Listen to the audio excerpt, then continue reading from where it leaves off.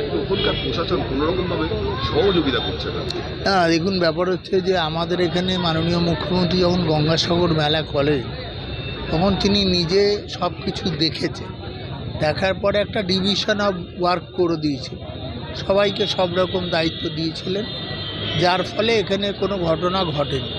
কিন্তু কুম্ভতে আমি যা শুনলাম যে সাধারণ নাগরিকদের থেকে বেশি ভিআইপি পাস হয়ে গেছে, যার ফলে ওই ভিআইপিদের রক্ষণাবেক্ষণ করতে যে প্রশাসন খানিকটা শিথিলতা এসেছিল, গতিশীলতা ছিল না, যার ফলে এই অ্যাক্সিডেন্ট হয়েছে। যারা মারা গেছেন তারা তো ফিরে আসবেন না, তাদের আত্মার প্রতি আমার শ্রদ্ধা রইল।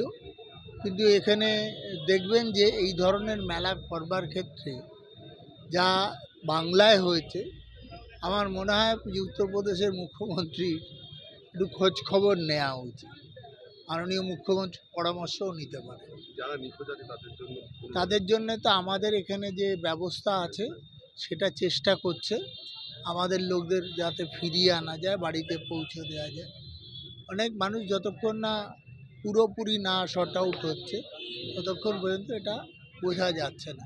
বিক্ষিপ্তভাবে কিছু কিছু মানুষ কোথাও অ্যাক্সিডেন্ট হয়েছে ওখানে, সেইগুলোকে আমরা চেষ্টা করছি যে রাইট, চেষ্টা করছি উত্তরপ্রদেশের ব্যবস্থাপনায় ফেলি 100%।